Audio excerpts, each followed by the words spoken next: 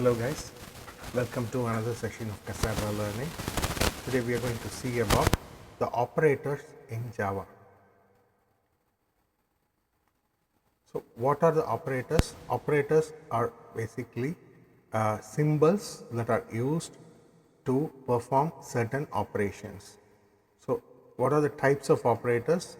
We have arithmetic, relational, logical, increment and decrement, assignment and bitwise operators. So we all know what are the arithmetic operators: the plus, minus, star, the asterisk, forward slash, and then the percentage modulo operator. I'll explain you one by one. We know what each symbol is used for. It's all we are used to these symbols from our school days. Plus stands for addition. So add two numbers. To add two numbers, we use the plus operator. So it adds two numbers and returns the sum of the two numbers. Minus for subtraction, and it basically subtracts operand 2 from operand 1 and returns the difference. So these are the things you should focus on. Subtracts operand 2, the second operator that is on the right side, from operand 1 on the left side. So operand 1 is the one on the left side of the operator. Operand 2 usually will be on the right side of the operator. Asterisk, it is to multiply two numbers. Slash, it's divide operand 1 by operand 2 and return the quotient. The percentage, basically it's not the percentage generally we use for like commercial, the divide by 100, but it is a modulo operator as far as the programming is concerned. It will divide operand 1 by operand 2 and return the remainder value. It's a modulo operator. Okay. So now we'll see what are the relational operators. Relational operators are basically defining or giving the relationship between two values. So how are they related, like whether it is greater than or lesser than, or equals, are they equal, are they not equal, whether we can use the greater than or equal, or lesser than or equal. So these are the relational operators again. So here also the operand 1, if the operand 1 is greater than operand 2, this will return a true, logical true. It will say yes or no. So basically the operand will return a true or a false. So all relational operators basically return a true or a false. Logical operators basically are for combining two conditions. So each condition in a logical operation is supposed to be a true or a false. So if both the conditions are true, only then an AND will return a true, otherwise it will return a false. Similarly, so which is the AND symbol, which is a double ampersand. Double ampersand symbol is used for a logical AND in programming, and if both the conditions, the condition on the left side and the condition on the right side, are true, only then AND will return a true, otherwise it will keep returning false. Double pipe is the OR symbol, which is a Boolean OR or logical OR. Here it will take two conditions and then combine it using an OR operation. So if one of the conditions is true, then it will return a true. If both the conditions are true or one of the condition is true, then it will return a true, otherwise it will return false, which means it will return false only when both the conditions are false, otherwise it will keep returning true.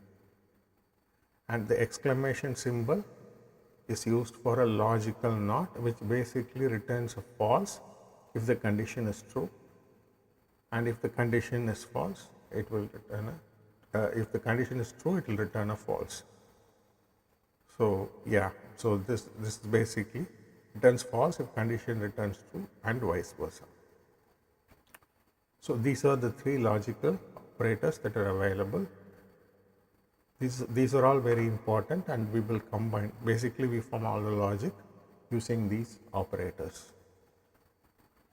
And increment and decrement operators are all mathematical. So the plus plus, let us assume you have a variable a which has a value of 5. If you say a plus plus, it will increment the 5 to 1, which means a will become 6. Similarly, minus minus, which will decrement by 1. Plus equal to will actually increment, it will take 2 operands, and the plus equal to will return the sum of operand 1 and operand 2 and assign it to operand 1. So basically increments operand 1 by operand 2. So if I say a plus equal to 2, so if a is already 5, a plus equal to 2 will give 7. A will become 7. It will increment 5, that is a, by 2. Similarly, minus equal to a minus equal to 2. If a is 5, a minus equal to 2 will make the a to 3, which means it will decrement the a by 2. And similarly, the product increment operator, the product increment, which means if a is 5 and a star equal to 5, then a will become 25, which means it takes the value of a, multiplies by the operand 2, which is 5, then it assigns it back to 8. And similarly the slash equal to. Alright. And assignment operator basically is just an equal to, which means it will assign the value of the right hand side to the left hand side value, which means the assigns the operand 2 to operand 1. So a equal to 5. 5 will go to a. Simple. And bitwise is basically and or, but instead of conditional true or false, it will use a bitwise 1 and 0. So in that case, if we need to perform operations bitwise, we will use ampersand and pipe symbol for bitwise and or. So these bitwise operations we will learn as we go through examples and programming. But other than that, I hope every other operators you might have come across, and these are all very straightforward and simple operators, like mathematical, relational, and logical operators. All right. So now what we are going to do is we are going to see how these operators can be used in some programs. So let me take two. I'm going to give you two examples. One basically for like a relational kind of thing, and another one is using logical operator and combining the calculation. So let us see, combining the conditions, sorry, not calculations, combining the conditions. Let us see. So I have started a program here. The name is odd or even. So in this program, I'm going to input a number, and the program is going to say whether the input number is an odd number or an even number. A very simple, very simple check. So basically what I need to do for checking odd or even, I need to divide the number by 2 and see if the remainder is 0. So we saw about a modulo operator which gives us the remainder, right? So we're going to use that. So now I have a program already written which we saw from the last session. It's how to use a scanner and scan a number. I got the next int and then the value in A. So now the A has the number right? So what I am going to do is, as per this program, I have already asked enter a number and I scanned from the standard input into A, into the variable A. So now A has a number. All I am going to do is check if A is an odd number or an even number. So for checking conditions, so we will use a construct, a programming construct called if else. I'll tell you how to use it. So the thing is, I will say if, open a parenthesis. Inside the parenthesis, I will define the condition. So the condition here is if A percentage 2. So here I am using the modulo operator, arithmetic operator, equal to. So it is going to give us, this operation is going to give us a reminder. So if that reminder is 0, equal to 0, equal to is a relational operator, double equal to is a relational operator, which basically check if this is equal to 0. Now I open the parenthesis, inside which I am going to say system.out.println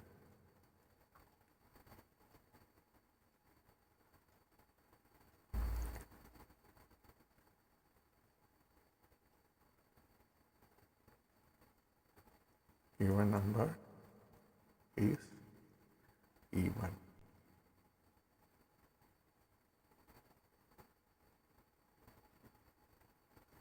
Close the if condition. Otherwise, if it is not 0, then it will come here else. System.out.println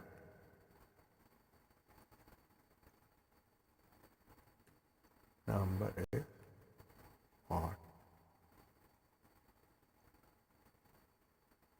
So close the else and then close the main function, close the class. Now save it. Saving. Now I'm going to run this program. So the program is here, so I compile it.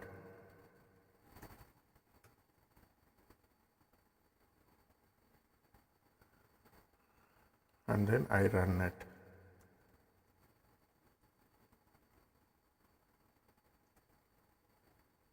Say enter a number 234, even number is even. Again, and I run it. Enter a number, I say 235. It's going to say given number is odd, because in this if else condition, this condition returns false, which means if A percentage 2, the remainder is equal to 0 is false, which means the remainder is not equal to 0, then it will go to the else part and it will print odd. So this is how a if construct works. I will explain this if construct in detail, a little more detail maybe in the next session, where we will talk about the programming constructs in detail. Okay, now let us get into the other thing. So the other thing is leap year or not. Similarly, I am getting a standard, the standard way of getting an input. I am getting a year number. So A is the year number here. Now I am going to check if this is a leap year or not. So a leap year is a little tricky, you know that, right? So how do you find the leap year? If a given year is divisible by 4 and divisible by 400 but not divisible by 100. Yeah, that is kind of tricky because it should definitely divisible by 4, and it should not be divisible by 100. If it is divisible by 100, it is not a leap year. Like 1900, 1800, etc. is not a leap year. However, if it is divisible by 400, like 1600, etc., then it is a leap year. 1600, 2000 and all are leap years. So this is kind of a tricky. So we will combine this logically. We will combine a set of conditions using a logical operation. Okay. So now I will say like this: if is divisible by 4 is again percentage 4 equal to 0. Sorry. A percentage 4 equal to 0, which means A is divisible by 4, and A is not divisible by 100, which means A percentage 100 not equal to 0.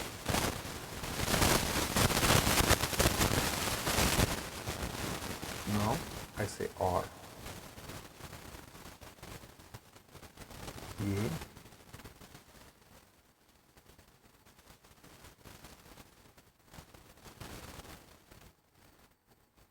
percentage 400 equal to 0. So now what I am going to do is I am going to another parenthesis here.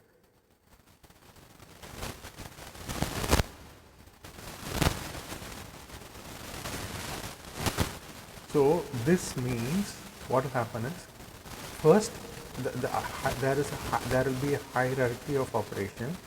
So which means it will first take the innermost parenthesis, that will be the first priority, and inside this it will go from left to right. So it will check if this condition is true or this condition is true. Then this is true. Okay. So if A divided by 100 is not equal to 0, or A divided by 400 equal to 0, then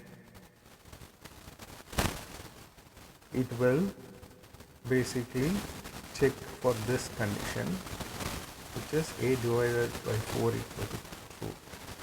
equal to 0.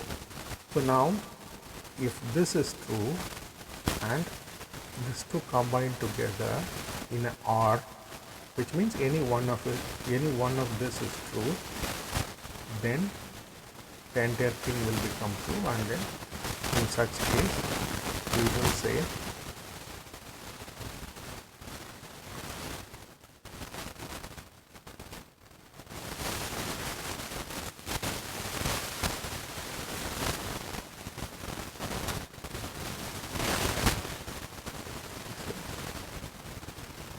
here.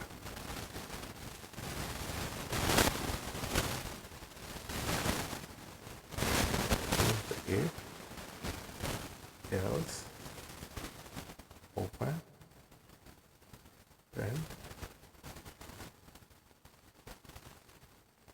out dot println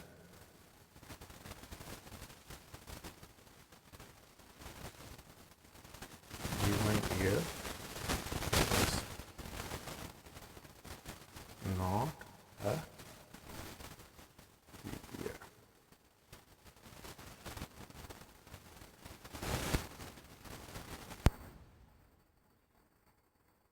Now close the else, close the main function, and then close the class, save it, it's compiled, say Java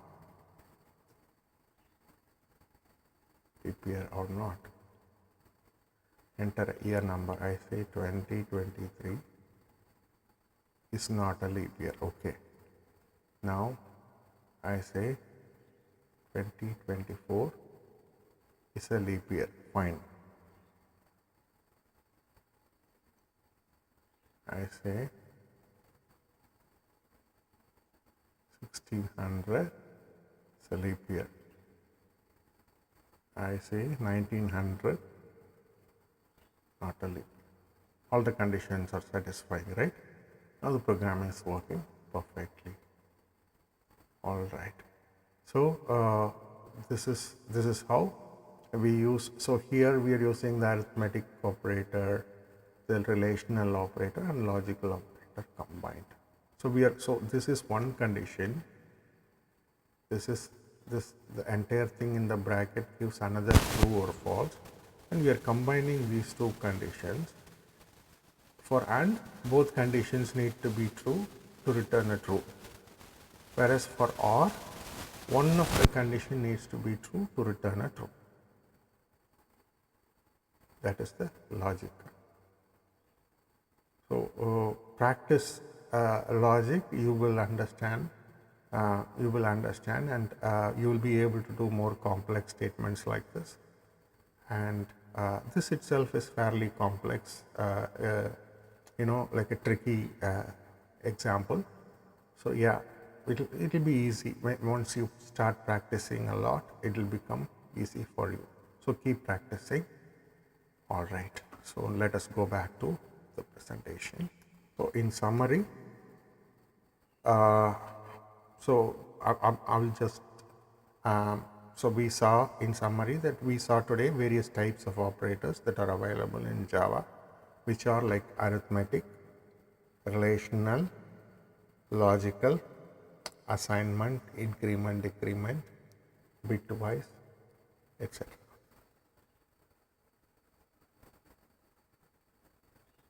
Right. So we saw the use, how we use it. Yesterday also we saw one arithmetic in add two numbers program. We saw that how to use arithmetic operator and assignment operator. We said C equal to A plus B, right?